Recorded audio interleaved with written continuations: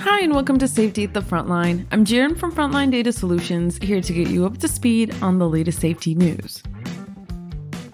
If you had to take a wild guess, out of 10 EHS professionals, how many of them do you think would say they often struggle with getting employees to use PPE? Well, J.J. Keller thankfully conducted a research and found that over 8 in 10 respondents say they struggle often with getting employees to use PPE.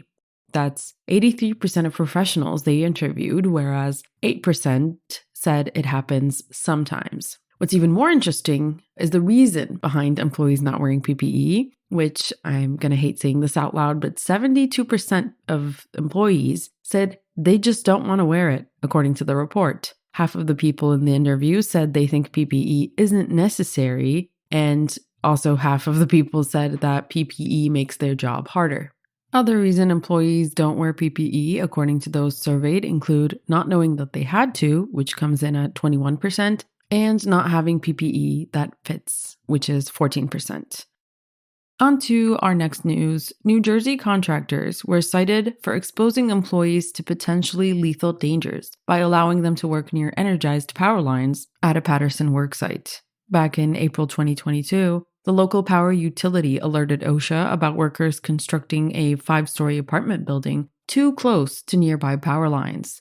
After arriving at the site, OSHA inspectors found employees at risk of electrocution as they worked from a metal scaffold within 5 feet of high-voltage power lines. OSHA informed the project's developer and 2 subcontractors of the dangers and told them work must not continue. The agency then posted an imminent danger notice in English and Spanish to warn workers at the site about the extreme danger involved.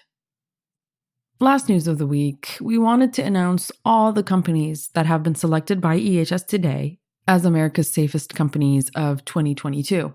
We've talked about it briefly on the podcast before, but we want to emphasize the good examples more than the bad ones, and this is just a great opportunity to do so. So, shout out to the safest companies of 2022, Ballard Marine Construction, GFL Environmental Services, Hunter Site Services, Logger Companies, Lindblad Construction, Metro Power, Russell Marine LLC, Santee Matic Inc., and Tri-City Electric.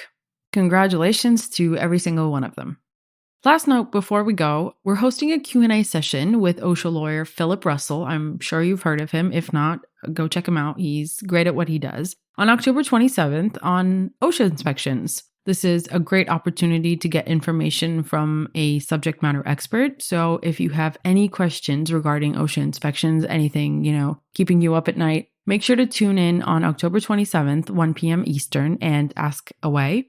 If you know you can't make it, you can always send your questions to marketing@fldata.com and we'll get them answered for you.